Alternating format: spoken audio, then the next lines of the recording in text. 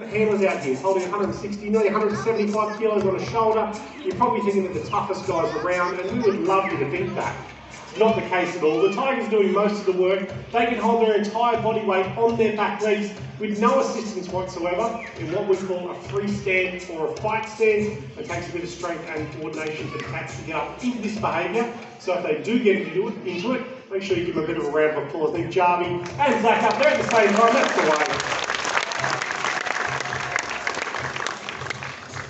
Now you can see why we call it a fight stance. It does free up those massive front paws and claws so they can swipe out at their opponent in an attempt to knock them down on the ground and then deliver a killing fight. So if we see two of our cats squared off in this position and getting serious, we'll move across straight away to break them up. Because as you can imagine, they're going to do a lot of damage to each other very quickly, and it's not only those claws, but with their very large and impressive canine teeth.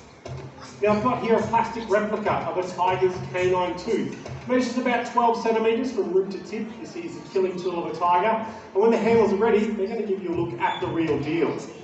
And what you can see is only half the tooth is exposed. This top half embedded deep into the tiger's jaw, just to give it a nice firm grip, because the entire tiger is designed around the destructive use of these teeth.